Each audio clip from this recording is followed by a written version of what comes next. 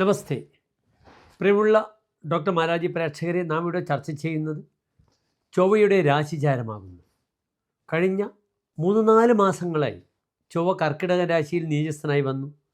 അതിനുശേഷം വക്രിയായി മിഥുനത്തിലേക്ക് സഞ്ചരിച്ചു. ഇപ്പോഴിതാ ആ ചൊവ്വ വീണ്ടും കർക്കിടകൻ രാശിയിലേക്ക്, സ്വന്തം നീചരാശിയിലേക്ക് പ്രവേശിക്കുകയാണ്.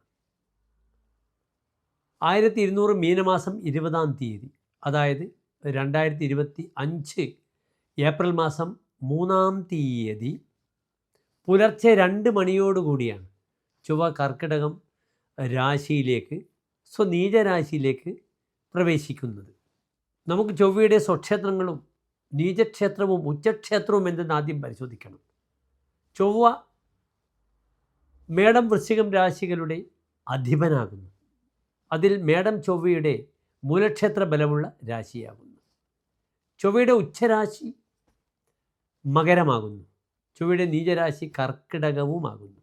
മകരം 27 ത്രിനവകം 27 ചൊവ്വയുടെ എക്സാൾട്ടേഷൻ പോയിൻ്റ്, അത്യുന്നതമായ പോയിൻ്റ്.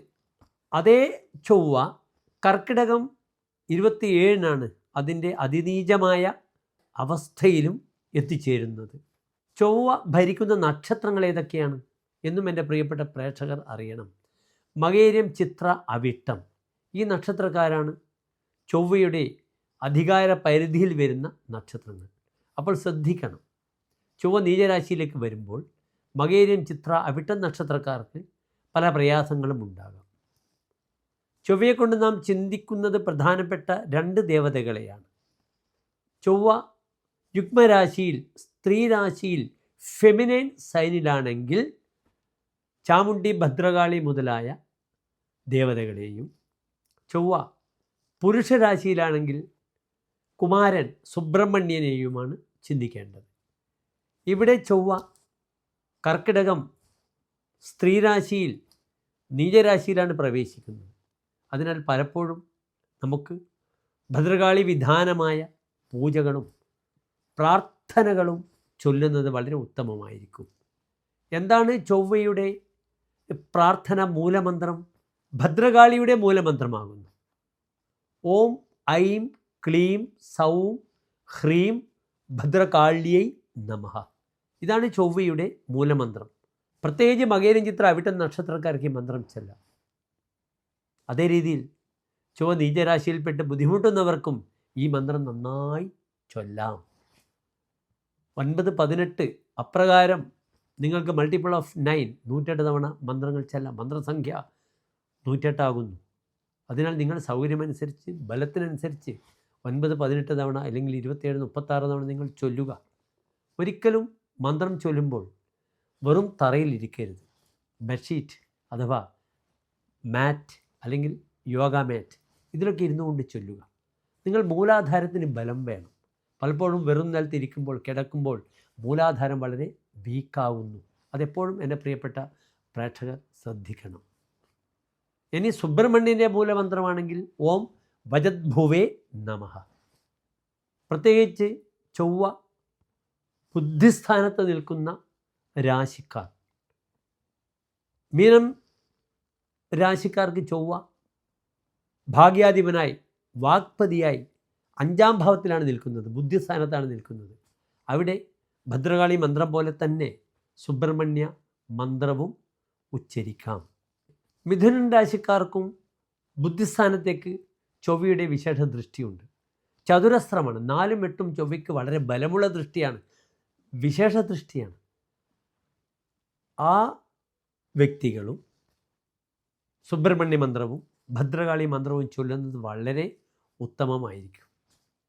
ഇനി മേടം മുതൽ 12 രാശിക്കാർ, മീനം വരെയുള്ള രാശിക്കാർക്കെല്ലാം തന്നെ ഈ ചൊവ്വയുടെ മാറ്റം എപ്രകാരം ഗുണദോഷങ്ങൾ പ്രദാനം ചെയ്യുന്നു എന്ന് നമുക്ക് ചിന്തിക്കാം. ചൊവ്വ ഏതെല്ലാം ഭാവങ്ങളുടെ കാരകധർമ്മം നിർവഹിക്കുന്നു എന്ന് അറിയണം. ഭ്രാത സത്വം ച ഭൗമ ക്ഷിതിരഭി. തൻ്റെ സഹോദരങ്ങളെ ചിന്തിക്കേണ്ടുന്ന ഗ്രഹമാകുന്നു ചൊവ്വ. പിന്നെയോ സത്വം, ആ ഇളകാത്ത മനസ്ഥിതി, സ്ഥൈര്യം, മനസ്സിൻ്റെ സ്ഥിരത, ഇത് ചൊവ്വയെ കൊണ്ട് ചിന്തിക്കേണ്ടതാണ്.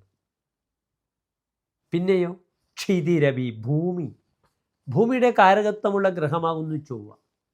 അതിനാൽ ഈ ഭാവങ്ങൾക്കെല്ലാം തന്നെ ബുദ്ധിമുട്ട് വരും. ഒരു ഗ്രഹം നീചത്തിൽ പോകുമ്പോഴെന്താ ചെയ്യുക? നീചഗ്രഹേ അധപ്പതനം. ഗ്രഹം നീചത്തിൽ വരുമ്പോൾ അധപ്പതനം, താഴോട്ട് പതിക്കുന്നു. സ്വവൃത്തേഹി എന്ന് പറഞ്ഞിട്ടുണ്ട്. താൻ കാരണം, തൻ്റെ പ്രവർത്തനങ്ങൾ കാരണം താൻ താഴോട്ട് പതിക്കുന്നു. ദൈന്യം, ദീനത വരുന്നു. ദുരാചാരം, വേണ്ടാത്ത ആചാരങ്ങളിലും സൗഹൃദങ്ങളിലും ചെന്ന് ചേരുന്നു. പേരുദോഷമുണ്ടാകുന്നു. ഋണാപ്തിമാഹുഹു, കടപ്പെട്ടു പോകുന്നു. നീചാശ്രയം, പറ്റാത്ത ആളുകളെ ഡിപ്പെൻഡ് ചെയ്യുന്നു, ആശ്രയിക്കുന്നു. കീകടദേശവാസം, ഒരു സുഖവുമില്ലാത്ത, സ്വസ്ഥതയില്ലാത്ത ശീതസ്ഥലങ്ങളിൽ താമസിക്കേണ്ടി വരുന്നു. ഭൃത്യത്വം, ദാസനായി പോകുന്നു. മറ്റുള്ളവരുടെ മുന്നിൽ തലതാഴ്ത്തി നിൽക്കേണ്ടി വരുന്നു. അധ്വാനം, അനർത്ഥകാര്യം, അനർത്ഥങ്ങളുണ്ടാകുന്നു. ധനം നശിക്കുന്നു, മറ്റനർത്ഥങ്ങളും സംഭവിക്കുന്നു. വെറുതെ അധ്വാനം, വൃഥ അധ്വാനവും ചെയ്യേണ്ടി വരുന്നു. ഇതൊക്കെയാണ് ഒരു ഗ്രഹം നീചത്തിൽ പതിക്കുമ്പോഴുള്ള ഫലം. ഏതായാലും എൻ്റെ പ്രിയപ്പെട്ട പ്രേക്ഷകർക്ക് വീണ്ടും നമ്മുടെ യൂട്യൂബ് ചാനലിലേക്ക് സുസ്വാഗതം. പ്രിയമുള്ള ധനുരാശിക്കാരെ, നിങ്ങൾക്ക് ഈ ചാരവശാൽ ചൊവ്വയുടെ കർക്കിടക രാശിയിലേക്കുള്ള പ്രയാണം, മാറ്റം എപ്രകാരമാണെന്നാണ് നാം ചിന്തിക്കുന്നത്.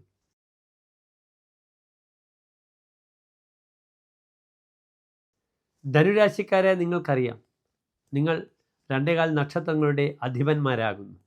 മൂലം, പൂരാടം, ഉത്രാടം നക്ഷത്രത്തിൻ്റെ ആദ്യത്തെ 15 നാഴികയുടെ അധിപന്മാരാണ് നിങ്ങൾ. ആ നിങ്ങൾക്ക് ചൊവ്വ ഏത് ഭാവത്തിലേക്ക് നിൽക്കുന്നു?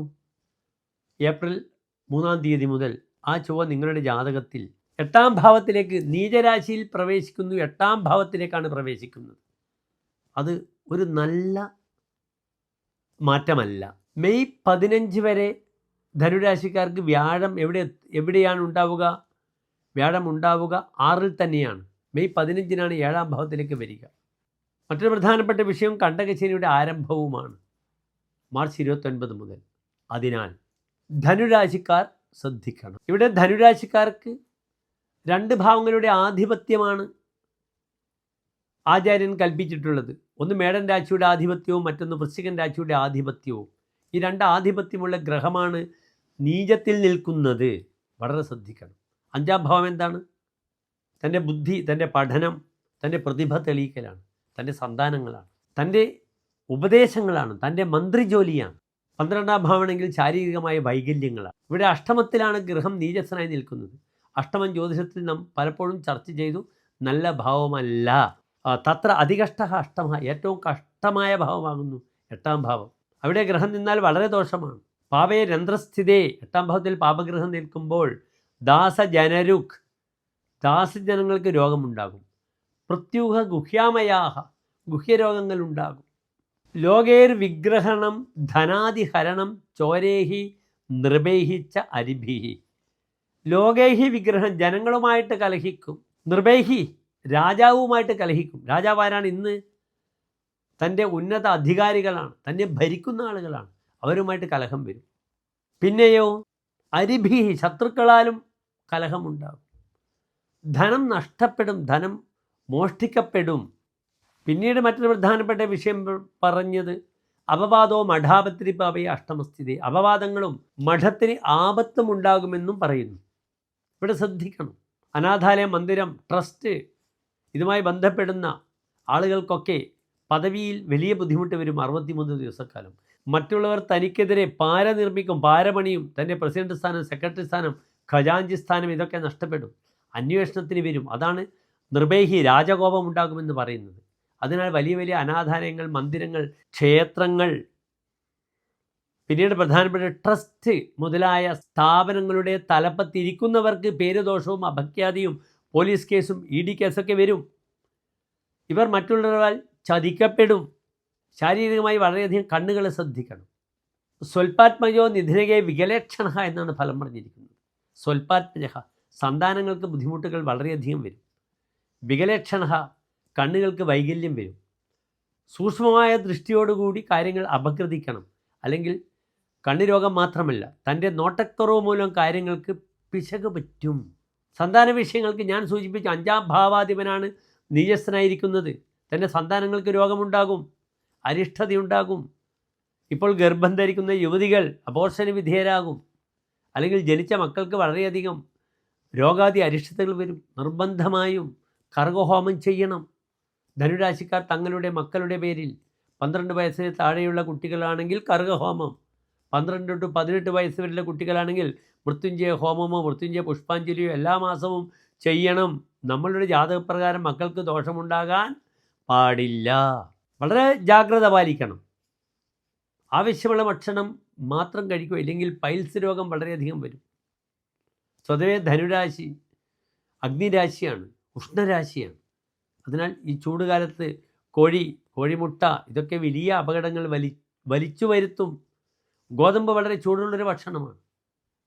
ഗോതമ്പ് ചപ്പാത്തിയായി കഴിക്കുന്നവർ ഒക്കെ ശ്രദ്ധിക്കുക. കൂടുതൽ രാത്രി ഭക്ഷണം കഴിച്ചാൽ രാവിലെ അത് വിസർജ്യമായിട്ട് പോകുമ്പോൾ വളരെയധികം ബുദ്ധിമുട്ട് വരും, കോൺസ്റ്റിപ്പേഷൻ വരും, മലബന്ധം ഉണ്ടാകും. അത് പൈൽസിലേക്ക് നയിക്കപ്പെടും. ശ്രദ്ധിക്കണം ആരോഗ്യ വിഷയം. പിന്നീട് മറ്റൊരു പ്രധാനപ്പെട്ട വിഷയം ഇവിടെ ചർച്ച ചെയ്യേണ്ടത്, അഷ്ടമത്തിലെ ചൊവ്വ വരുമ്പോൾ എല്ലാ കാര്യങ്ങൾക്കും തടസ്സം വരും. ചമത്കാര ചിന്താമണിയിൽ പറഞ്ഞിരിക്കുന്ന ഫലം ഇപ്രകാരമാണ്: ശുഭാത്യസ്യം ഖ്യാജരാഹ കുര്യുരന്യേ വിധാനേപി ചെയ്ത് അഷ്ടമേ ഭൂമി സൂനുഹു. എല്ലാ ഗ്രഹങ്ങളും എത്ര നല്ല സ്ഥാനത്ത് നിൽക്കുകയാണെങ്കിലും 8-ൽ ചൊവ്വ വന്നാൽ അതിനെയൊക്കെ തകർത്ത് കളിമെന്നാണ് പറഞ്ഞിരിക്കുന്നത്. സഖാകിന്ന ശത്രുയതേ സൽകൃതോപി. താൻ സൽക്കരിച്ച സുഹൃത്ത് തൻ്റെ ഏറ്റവും വലിയ ശത്രുവായിട്ട് മാറും. അതിനാൽ സുഹൃത്തുക്കളെ സൽക്കരിക്കുമ്പോൾ ശ്രദ്ധിച്ചുകൊള്ളൂ. സഹോദരങ്ങളുമായി ബന്ധപ്പെട്ട ചൊവ്വ സഹോദരകാരകനാണ്. അവരുടെ ആരോഗ്യവും ശ്രദ്ധിക്കണം. അവരുമായി ബന്ധപ്പെടുന്ന ബന്ധങ്ങളും റിലേഷൻസും ശ്രദ്ധിക്കണം. പ്രയത്നേകതേ ഭൂയേതേച്ച ഉപസർഗേഹി. എത്ര യത്നിച്ചാലും ധാരാളം തടസ്സങ്ങളുണ്ടാകും. ഞാൻ സൂചിപ്പിച്ച് ചൊവ്വ കൺസ്ട്രക്ഷൻ പ്ലാനറ്റാണ്, ഭൂമികാരകനാണ്. അതിനാൽ ഭൂമി വിഷയത്തിലും ചതിക്കപ്പെടാം. ഭൂമി വിൽക്കുമ്പോൾ വളരെയധികം പ്രതിസന്ധികൾ ഉണ്ടാകാം. സഹോദരങ്ങളുമായി ബന്ധപ്പെട്ട് ഭൂമി അളക്കുമ്പോഴും ആ വിൽപ്പന സമയത്തും പരസ്പരം ധാരണയിൽ തന്നെ മുന്നോട്ട് നീങ്ങണം, അല്ലെങ്കിൽ വലിയ വഴക്കിലേക്ക് പോകും. അതിനാൽ വളരെ ശ്രദ്ധിച്ചിട്ട് ധനുരാശിക്കാർ ഈ 63 ദിവസക്കാലം വളരെ ജാഗ്രതയോടുകൂടി കാര്യങ്ങൾ നീങ്ങണം. മെയ് 15-ന് വ്യാഴം മിഥുനൻ രാശിയിൽ വരുന്നത് വരെ ഏറ്റവും അധികം ശ്രദ്ധിക്കുക. അപ്രകാരം തന്നെ കണ്ടകശനിയുടെ തുടക്കവുമാണ്, ആരംഭവുമാണ്. അതിനാൽ ധനുരാശിക്കാർ വളരെയധികം ജാഗ്രത പാലിക്കണമെന്നാണ് എൻ്റെ എളിയ നിർദ്ദേശം. എല്ലാ ധനുരാശിക്കാർക്കും ഒരു ശോഭനമായ നല്ല 63 ദിവസക്കാലം നേരുന്നു. നന്ദി, നമസ്കാരം.